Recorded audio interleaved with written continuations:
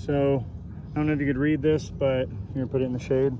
It says temperature too hot, so it did turn off. We don't really know when it did. It's been failing pretty miserably. So we've already got 1, 2, 3, 4 shingles creased.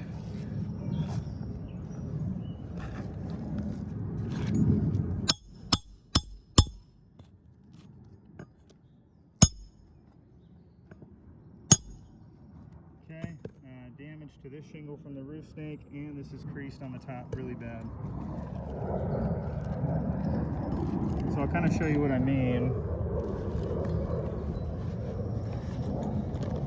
Just adding to the point of how catastrophic this is. So you see this little outline I'm making right here? This is where the roof snake's gonna lie. Notice those granules, you see them? They're there. Okay, now we're gonna put this back. Now watch over here again. You can see top of this shingle.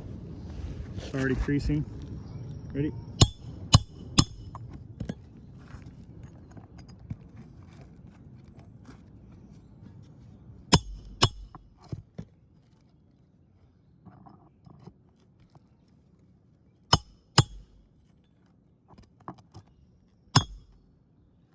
Okay, so we got a creased top right here. You can see it.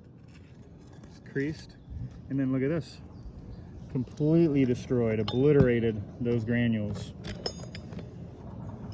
So that's what we're talking about.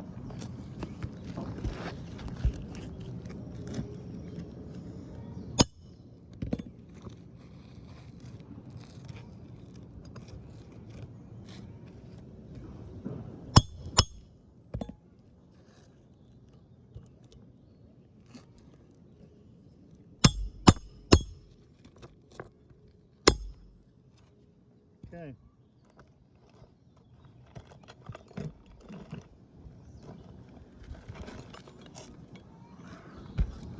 Oh yeah. Can you see right there? It's broken.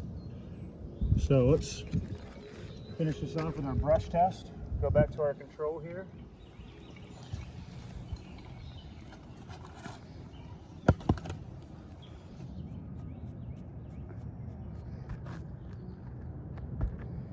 Not losing any granule. Now, let's start with 7. Check this out. Ready? Look how much is coming off. That is ridiculous.